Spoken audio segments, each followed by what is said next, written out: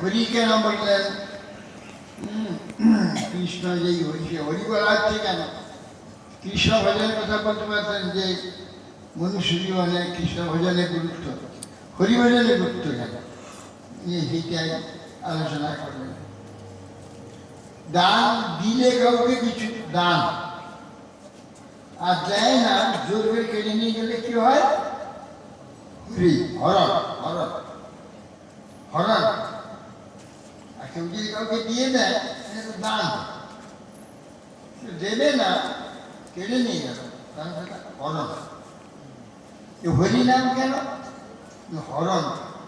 আমরা দিতে চাই, আমরা আমাদের যে আসক্তি, লোভ, মোহ, ভোগ প্রবৃত্তি, নানা প্রকার দুর্গুণ যেসব আমাদের রয়েছে, এগুলো আমরা আঁকড়িয়ে রাখি, লুকিয়ে রাখি, লোকে দেখতে দেই না, ভীতি ভীতে রাখি, ভীতি ভীতে সেগুলোকে ব্যবহার, এগুলো কিছুতে ছাড়তে যায়, হাজার উপদেশ দিলেও কিছুতে ছাড়া যায় না। ছাড়তে পারি না। কত উপদেশ শুনছে, কত শুনছে।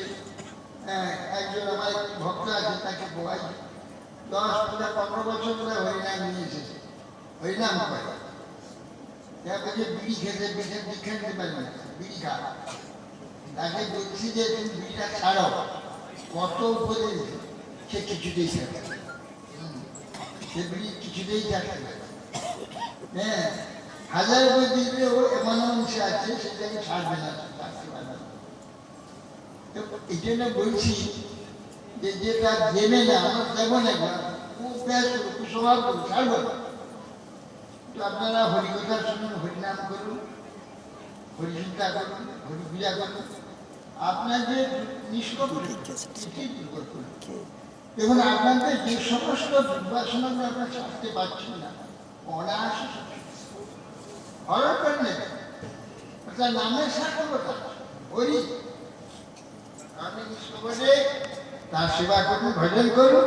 দেখবেন আপনার যে দুর্বাসনাগুলো আছে, দুঃস্বভাবগুলো আছে, এগুলো সব ছিল এইগুলো না।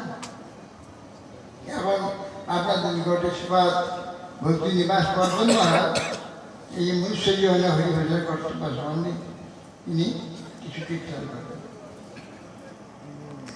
ॐ